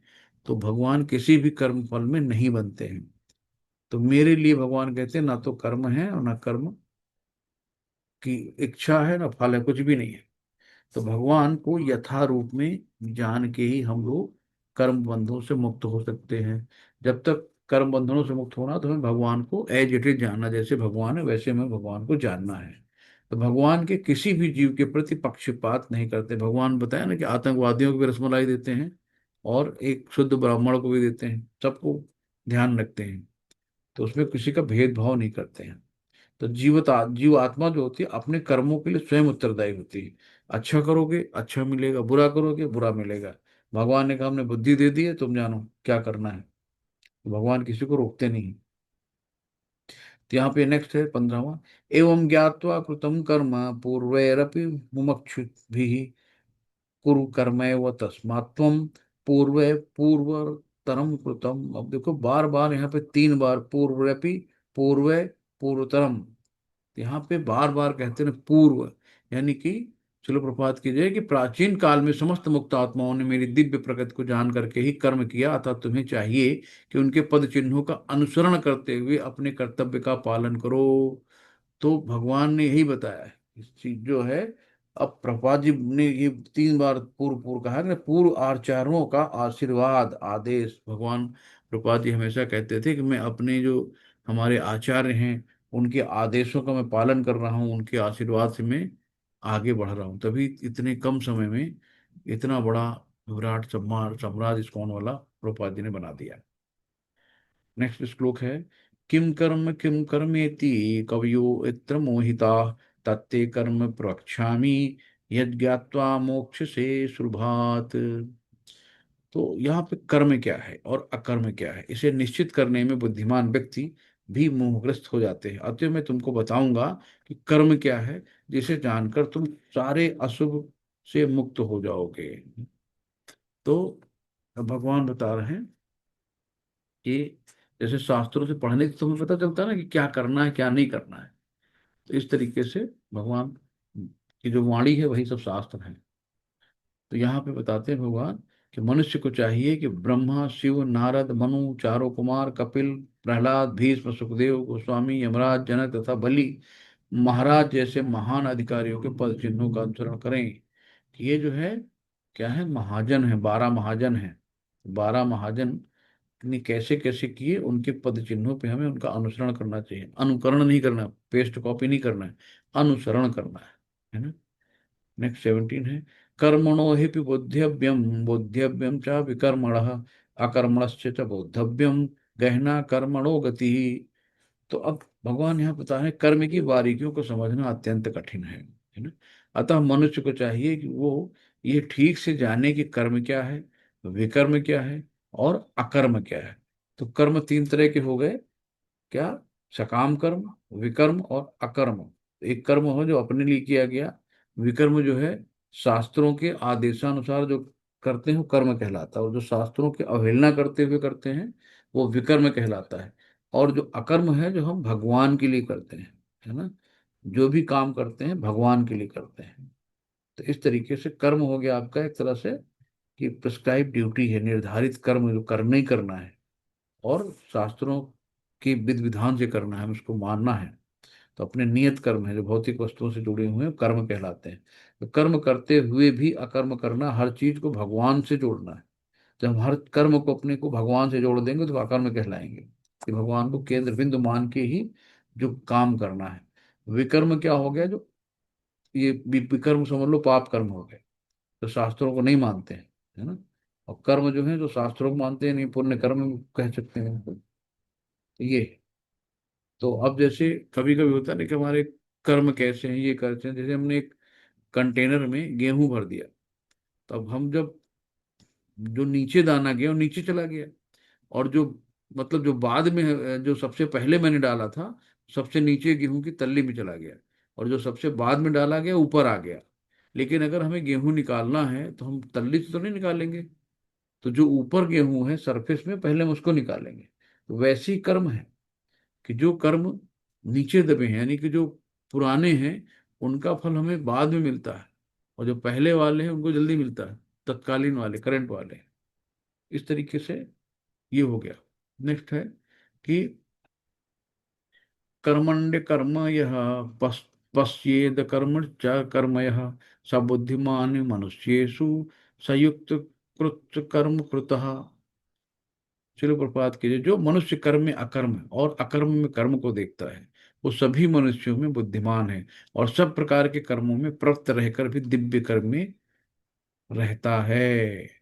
अब यहाँ पे अकर्म, है ना, अकर्म क्या हुआ, जो हम भगवान के लिए कार्य करते हैं उसको अकर्म कहते हैं। और जो कर्म यानी सकाम कर्म है जो शास्त्रों में निहित है, जो हम रेगुलर करते हैं, निर्धारित हैं, नियत हैं, वो सब कर्म आ गए। और जो विकर्म है यानी कि कभी नहीं करना, जो शास्त्रों को नहीं मानते हैं, और पाप कर्म विकर्म को हम लोग कहते हैं। तो ये यहाँ पे अब कहा कि कर्म में अकर्म और अकर्म में कर्म को देखते हैं। इसका क्या मतलब हुआ कि सपोज कि भाई हम तो माला जप कर रहे हैं, हरे कृष्णा कृष्णा कृष्णा हरे हरे, हरे राम राम राम हरे हरे, और सामने वाले को लग रहा है कि यार क्या सब बकवास कर रहे हैं, फालतू में बुरात कर रहे हैं। तो भाई यही कर्म में अकर्म है, कि हम तो अपना कर्म कर रहे हैं लेकिन सामने वाले को बकवास लग रहा है, उसके लिए हम क्या कर सकते हैं, दो भाई उसकी बात है। नेक्स्ट है, यस्य सर्वे समारंभा काम संकल्प वर्जिता, ज्ञानिग्न कर्माणा तमाहु पंडित बुधा। तो अब यही है कि भक्त भगवान की सेवा का सुख प्राप्त कर रहा है और पूर्ण ज्ञानी साधु बनता है। तो ज्ञानी वही है जिसे ये समझ में आता है कि इंद्रियों, इंद्रिय हम लोग इंद्रियों के दास हैं, ना कि हमको इंद्रियों सुख के लिए जीना रहना। तो जीवेर स्वरूप होए कृष्ण दास, तो हम भगवान के नित्य दास हैं। तो भगवान की सेवा में हम लोग आए हैं, ना कि यहाँ पे अपनी इंद्रिय तृप्ति के लिए आए हैं। इसलिए भगवान को जो भी कुछ करो, मोर देन, प्रभुपाद जी कहते थे मोर देन फर्स्ट क्लास, यानी कि जो भी हम अच्छी चीज लाते हैं बाजार से, तो ये लिए भगवान के लिए ले जा रहे हैं अच्छे से अच्छा। ये नहीं कि पता लगा कि वो जो पूजा वाला घी होता है, वो पूजा वाला घी लेते हैं जलाने के लिए दिया, और खुद खाते हैं बढ़िया अच्छे वाला, स्पेशल घी। तो खुद खाने के लिए स्पेशल हो गया, और भगवान के जलाने के लिए वो पूजा वाला सस्ता वाला ले आओ। उसमें केवल घी का एसेंस पड़ा, घी है ही नहीं, है ना। खुद रहते आलीशान एसी सी लगा के भगवान को गर्मी में सुला दे रहे हैं। तो जो भी करो, मतलब अगर अपना घर बनवाया है सुंदर से, तो भगवान का करो उससे कहीं सुंदर होना चाहिए, तो मोर देन फर्स्ट क्लास। भगवान के लिए करो, अच्छे से अच्छा करना है, अच्छे से अच्छा भोग लगाना, अच्छे से अच्छे खाना बनाना है, अच्छे से अच्छे उनको कपड़े पहनाने, अच्छे से उनकी सेवा करनी है। तो यही है कि जिस व्यक्ति का प्रत्येक प्रयास यानी एकदम इंद्र तृप्ति की कामना से रहित होता है, वो पूर्ण ज्ञानी समझा है। जिसका इंद्र तृप्ति की कामना से नहीं रहता मन में, वो पूर्ण ज्ञानी कहलाता है। और उसी ही साधु पुरुष ऐसा करता कहते हैं कि जिसे पूर्ण ज्ञान की अग्नि से कर्म फलों को भस्मात कर दिया, यानी कि ही अकर्म हो गए, ज्ञान के कर्म से उसको भस्मात कर दिया, ये अकर्म है। तो भगवान के नित्य दासता के इस ज्ञान के विकास की तुलना अग्नि से की गई है। ऐसी अग्नि एक बार प्रज्वलित हो जाने पर कर्म के सारे फलों को भस्म कर देती है। तो जब एक बार भगवान का बीज आ गया शरीर में कि हमें भगवान की भक्ति करनी है, कृष्ण को पाना है, फिर वो अग्नि जलती रहती है ना, बुझती नहीं है। त्यक्त्या कर्म फलासंगा न्यस्तृप्तो निराश्रय कर्मण्य भी प्रवृत्तियोपि नैव किंचित करोति सह। अपने कर्म की सारी आसक्ति को त्याग कर सदैव संतुष्ट हुआ तथा स्वतंत्र रहकर वो सभी प्रकार के कार्यों में व्यस्त रहकर भी कोई सकाम कर्म नहीं करता। तो सकाम कर्म क्या है? लाभ की आशा रखते हुए जो कर्म किए जाते हैं सकाम कर्म है। और अपनी इंद्रिय तृप्ति के लिए जो किए जाते हैं सब सकाम कर्म है। तो यहाँ पे स्वतंत्र रहेगा, स्वतंत्र क्या है कि इंद्रिय भोग से रहित, है ना। तो ये चीजें होती हैं कि अब होता क्या है कि कृष्ण भावना में एक व्यक्ति भगवान के शुद्ध प्रेम वशी कर्म करता है। तो भगवान के प्रति प्रेम होगा तभी हम भगवान को सेंटर में रख के उनके प्रति कार्य करेंगे, है ना। जब भगवान के प्रति भी लगाव ही नहीं, भाव नहीं आए, तो कैसे भक्ति करेंगे। इस तरीके से जो भी है, हमें सबको भगवान की सेवा में लगाना। जैसे लैपटॉप भगवान की सेवा में लगा, मोबाइल भगवान की सेवा में लगा है, तो हमें इसको युक्त वैराग्य भी कहते हैं। जितनी सारी टेक्नोलॉजी सब भगवान की सेवा में लगा दो। ये है। नेक्स्ट है निराशीर्य चित्तात्मा त्यक्त सर्व परिग्रह शारीरम केवलम कर्मा कुर्वन्नापोति किल विषम।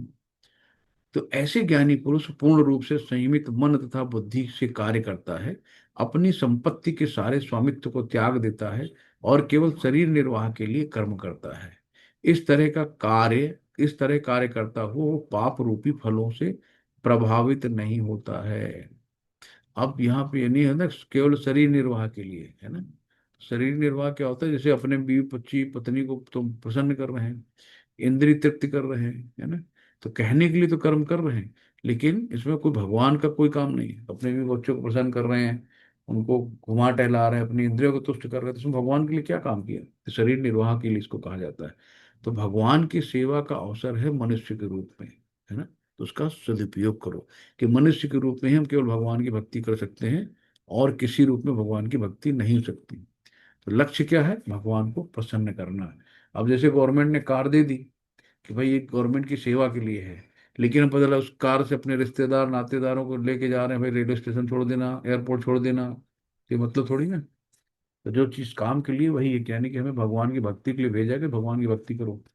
यहाँ पे नहीं कि पता कि डॉग पाल लिया, डॉग की पूजा कर रहे हैं, गॉड को भूल गए। नेक्स्ट है यद्रक्षा लाभ संतुष्टो द्वंद्वातीतो विमत्सरः समः सिद्धाव सिद्धौ च कृत्वापि न विन्दते वि निबंधते। चिल प्रपात की जाए, जो स्वतः होने पर लाभ से संतुष्ट रहता है, जो द्वंद्व से मुक्त है और जो ईर्ष्या नहीं करता, वो सफलता तथा असफलता में दोनों स्थिर रहता, वो कर्म करता हुआ भी कर्म में नहीं बनता। तो यानी कि जो भी है संतुष्टम सततम ना, जो संतुष्ट आत्मा जो होती है ना, कि जब आवे संतोष धन सब धन बेकार हो जाते हैं। तो उसे मालूम है कि जो कुछ है कृष्ण का, मतलब बिना कृष्ण के अप्रूवल के कुछ मिलता ही नहीं है।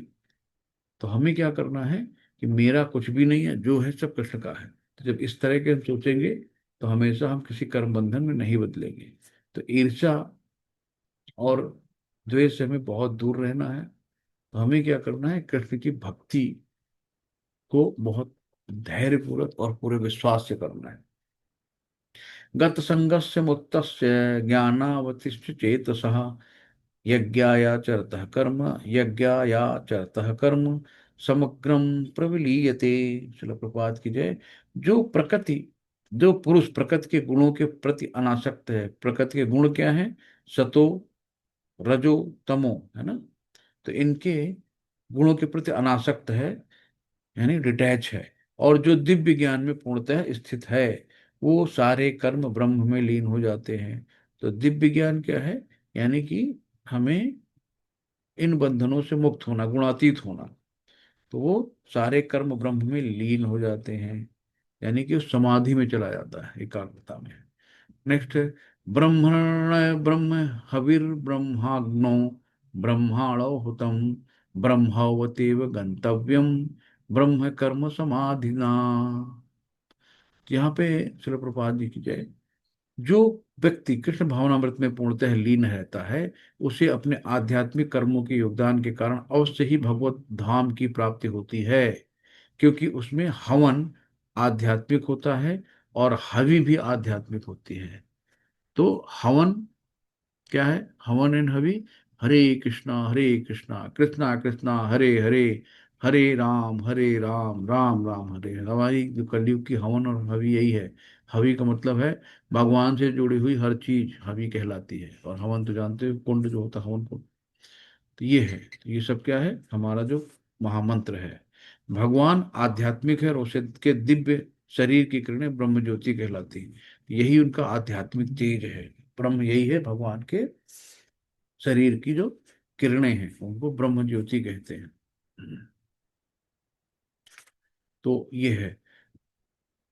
नेक्स्ट है दैव में परे ज्ञान दैवमेवा परे यज्ञम योगिनम पर्युपासते ब्रह्माग्न वो परे यज्ञम यज्ञ नैवोपजुह्यति। शिल प्रपात के कुछ योगी विभिन्न प्रकार के यज्ञों द्वारा देवताओं की भली भांति पूजा करते हैं, और कुछ परम ब्रह्म रूपी अग्नि में आहुति डालते हैं। तो अलग अलग लोग हैं। भगवान कहते हैं ना, जैसे जिस रूप में ये रूप में लोग आते हैं, अभी हम लोगों ने पढ़ा था यथा मान प्रपद्यन्ते, कि जैसे जिस रूप में आते हैं भगवान उनको वैसे सैंक्शन कर देते हैं। तो गुरु भगवान का जो है, गुरु और भगवान का बहुत अच्छा रिलेशन है। गुरु जो है भगवान का दास होता है, और वो आपको भगवान की ओर ले जाता है। तो हमें क्या है? गुरु की आदर करना चाहिए, क्योंकि वो भगवान से मिलाता है। तो गुरु को प्रसन्न करने के लिए भगवान, जब हम गुरु को प्रसन्न करते हैं ना, तो भगवान आसानी से प्रसन्न हो जाते हैं।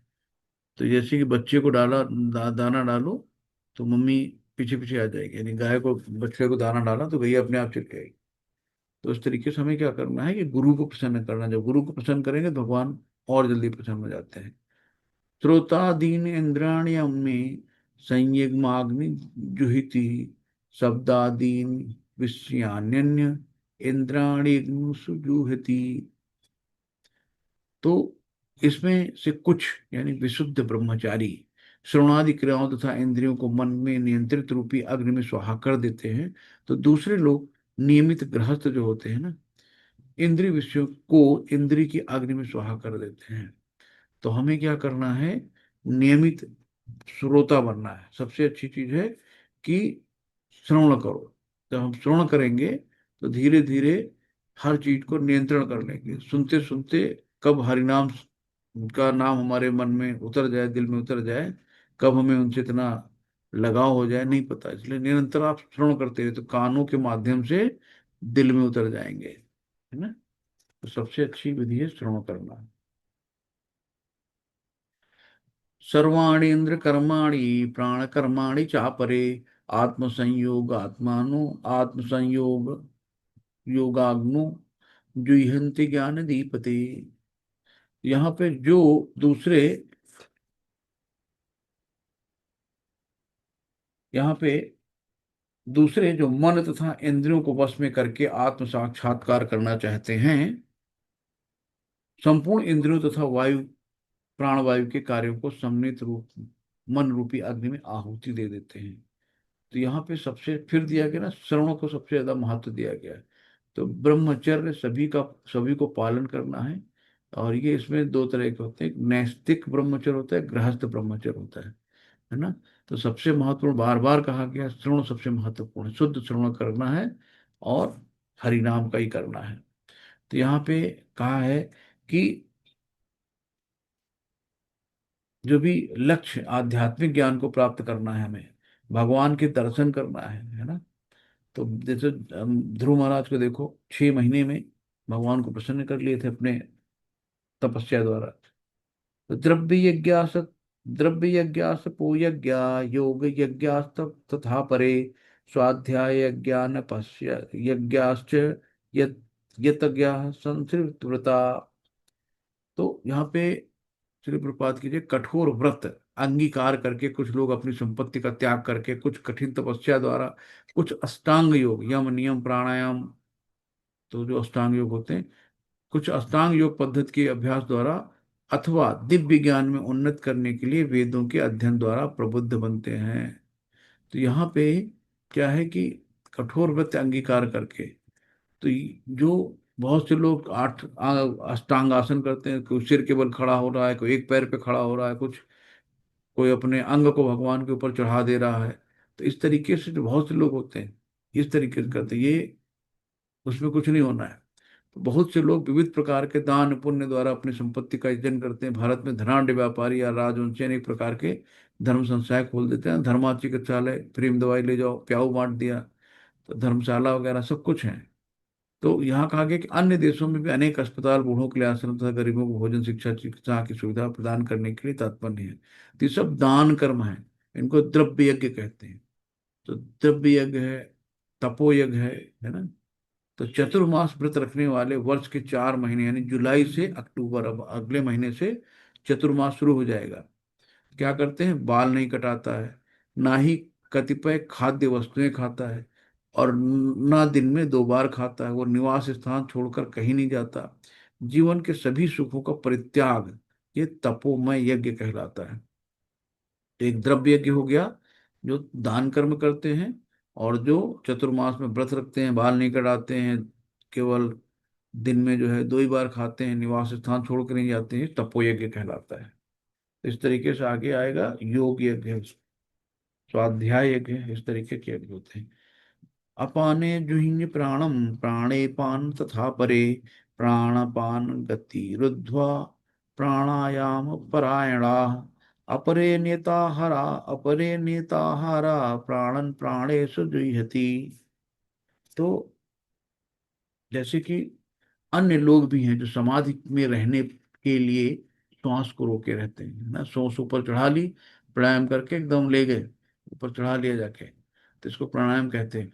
वे अपान में प्राण को और प्राण को अपान में रोकने का अभ्यास करते हैं, और अंत में प्राण अपान को रोककर समाधि में रहते हैं। अन्य योगी कम भोजन करके प्राण की प्राण में आहुति दे देते हैं, अपनी इच्छा से ही वो मृत्यु, और अपनी इच्छा से ही अपने जीवन को इस योग के द्वारा बनाते हैं। तो भगवान को उनके गुण की वजह से प्रेम करना है, शक्ति की वजह से नहीं, है ना।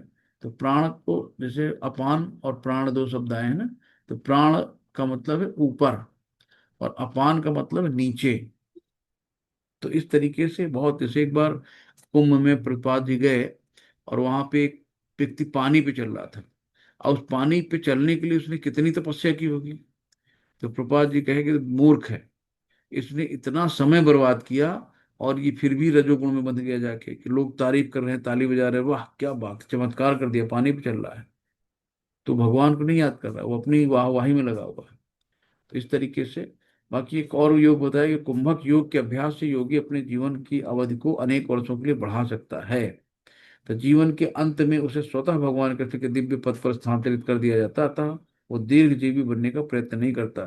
तो जो भक्त होता है ना, वो कभी दीर्घजीवी बनने का प्रयत्न नहीं करता है, वो तुरंत मोक्ष पद को प्राप्त कर लेता है, भगवान की भक्ति करते ही उसको नहीं चाहिए।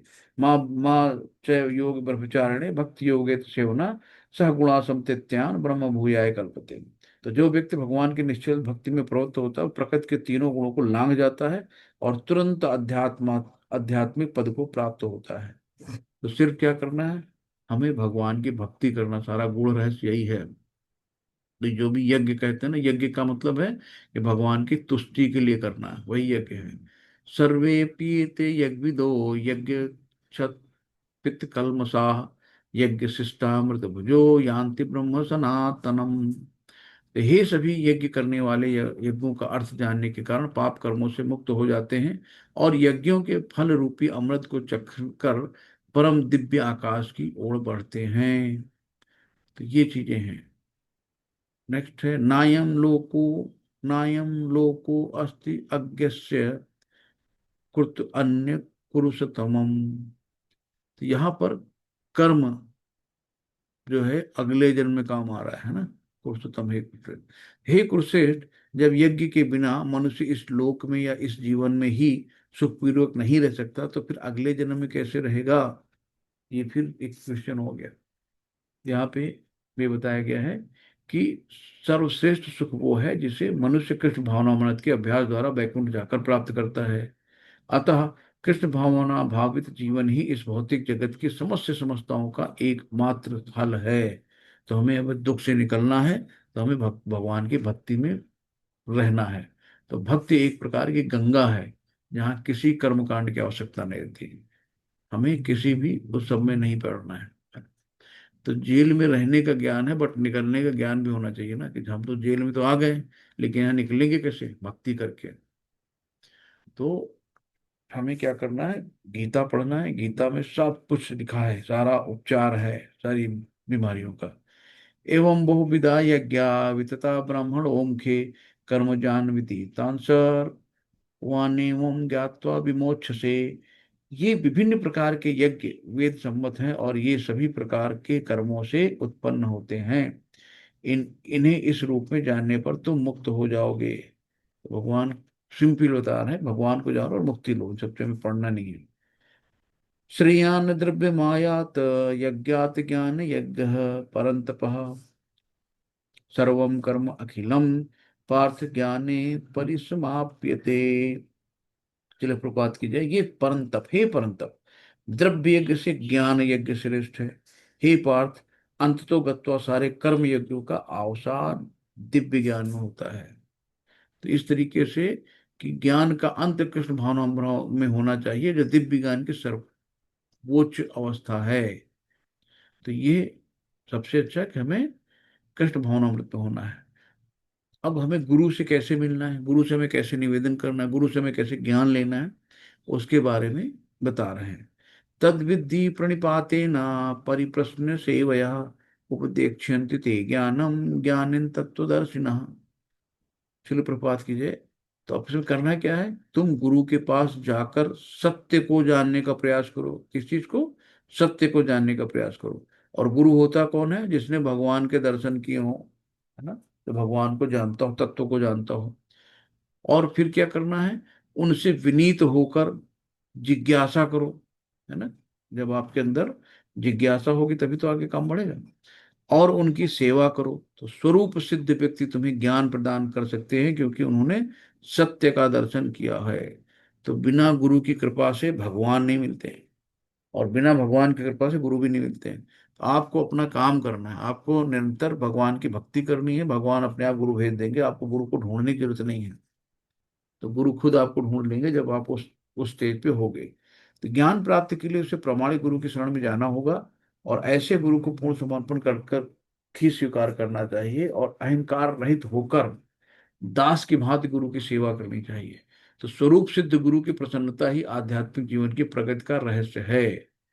तो हमें गुरु को किसी भी हाल में प्रसन्न करना है। तो ये है, यद्यत्वा न पुनर्मोहमेवं यास्यसि पांडवः येन भूतान्य शेषाणि द्रक्ष्यस्य यात्मन्यथोमपि मयि। स्वरूप सिद्ध व्यक्ति से वास्तविक ज्ञान प्राप्त कर चुकने पर तुम पुनः कभी ऐसे मोह को प्राप्त नहीं होगे क्योंकि इस ज्ञान से के द्वारा तुम देख सकोगे कि सभी जीव परमात्मा के अंश स्वरूप है, अर्थात वे सब मेरे हैं। तो कोई मोह नहीं रह जाएगा अगर हम इस तरीके से सोचते हैं। तो गीता का संपूर्ण उपदेश क्या है, इसी को लक्षित है कि कृष्ण का नित्य दास होने के कारण जीव से पृथक नहीं हो सकता।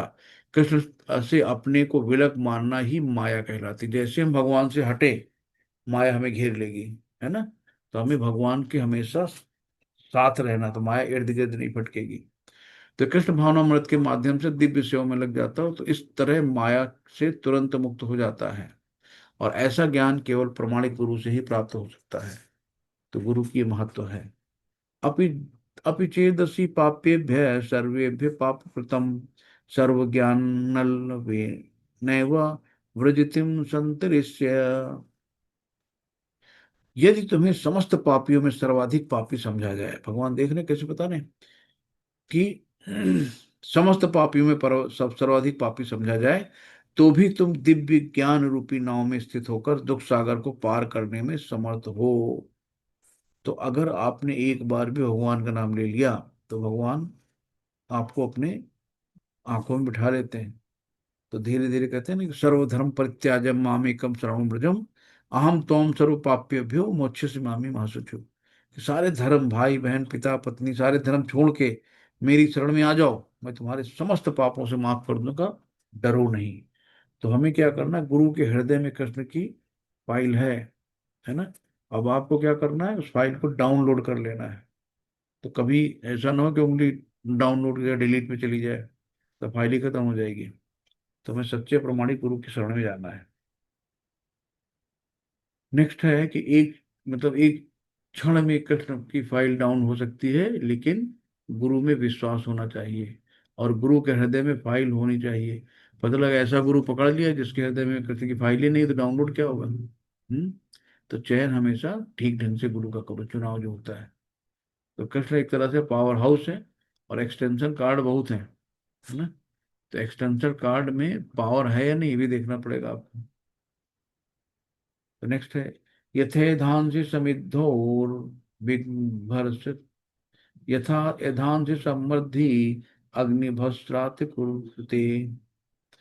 अर्जुन, ज्ञान अग्नि सर्व कर्माणि भस्मसात् कुरुते तथा।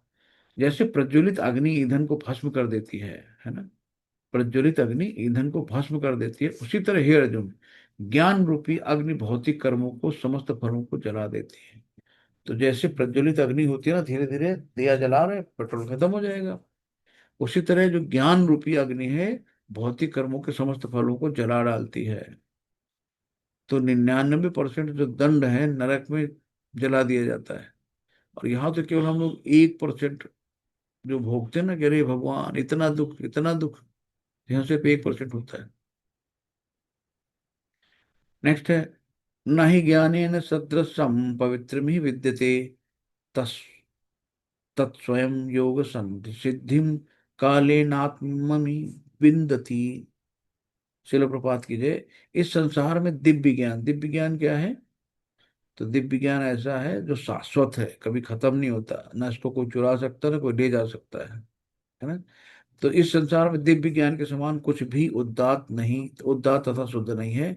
ऐसे ज्ञान समस्त योग का परिपक्व फल है। जो व्यक्ति फल भक्ति में निश्चित हो जाता है, वो यथा समय अपने अंतर में इस प्रकार का आस्वादन करता है। तो हमें क्या है, आत्मा को बहुत शुद्ध बनाना, साफ बनाना, कैसे, चैंटिंग करके हरे कृष्णा कृष्णा कृष्णा हरे हरे, हरे राम राम राम हरे हरे।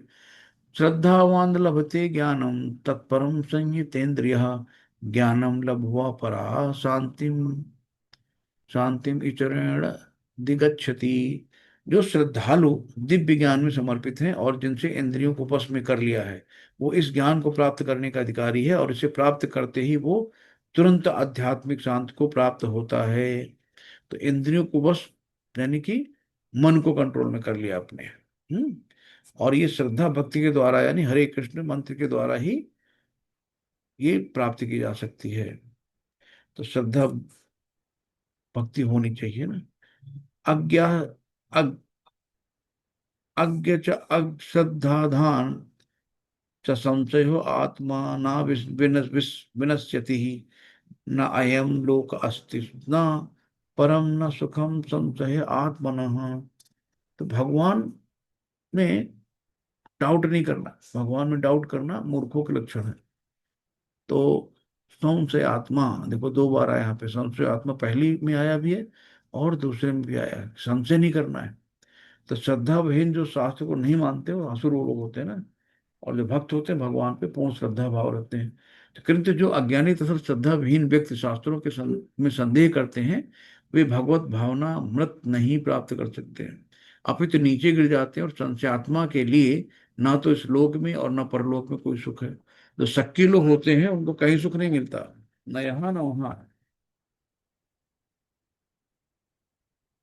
तो इस तरीके से है। नेक्स्ट है, योग संन्यत्य कर्माणम ज्ञान सन योग संन्यस्त कर्माणम ज्ञान संचिन्न संशयम आत्मवंतम न कर्माणि निबंधन्ति धनंजय। जो व्यक्ति अपने कर्म फलों, यानी कि कर्म फल क्या है हमारे, जो दुनिया भर के हम लोग एंजॉय करते हैं और उसमें कर्म फल पैदा कर लेते हैं, और का परित्याग करते हुए, है ना, अपने एंजॉय इंद्रिय तृप्ति को परित्याग करते हुए भक्ति करता है, और जिसके संशय, है ना, इसके संशय दिव्य ज्ञान द्वारा फिनिश्ड हो चुके होते हैं। तो जो चीजें होती है ना, यही वास्तव में आत्मपरायण है, यानी कि हमें क्या करना, सरेंडर करना है। आत्मपरायण मतलब सरेंडर कर देना है। तो हे धनंजय, वो कर्मों के बंधन में नहीं बनना। तो भगवान को हम आरती करते हैं, तेरा तुझको अर्पण क्या लागे मेरा, लेकिन अर्पण कुछ करते नहीं है।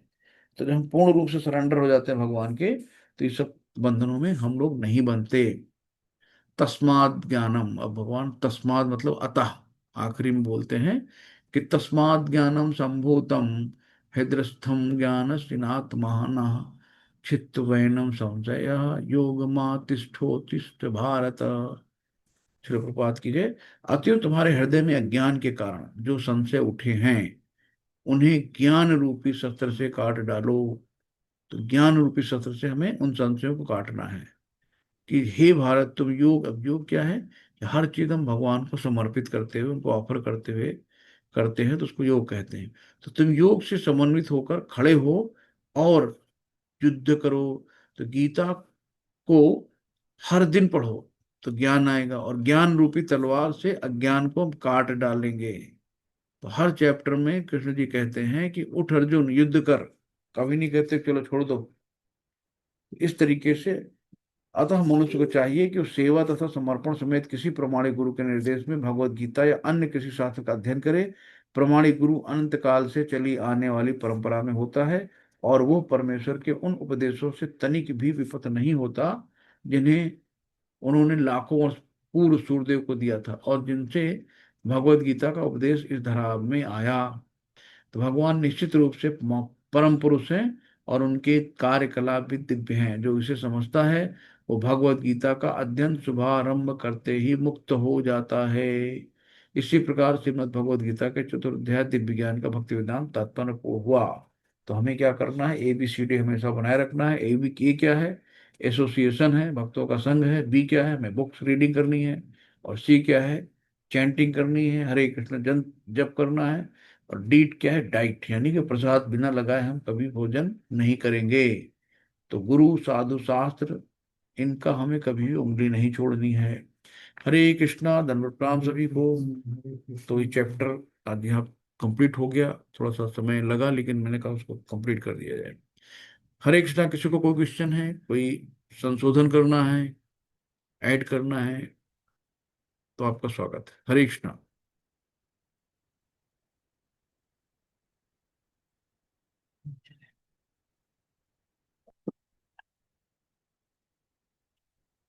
हरे कृष्णा, तो फिर किसी का कोई क्वेश्चन नहीं है। वाञ्छा कल्पतरुभिक्षा कृपा सिंधु एव च पतितानां पावनेभ्यो वैष्णवभ्यो नमो नमः। अनंत कोटि वैष्णव की जय, शिल प्रपाद की जय, गुरु महाराज जी की जय, सभी भक्तों की जय। हरे कृष्णा, सभी को दंड प्रणाम।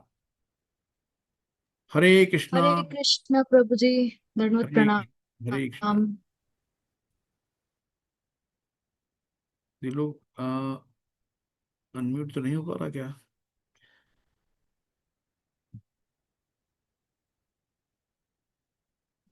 ठीक है, मतलब चलते हैं, कोई क्वेश्चन नहीं। हरे कृष्णा, सभी को दंड प्रणाम। हरे कृष्णा।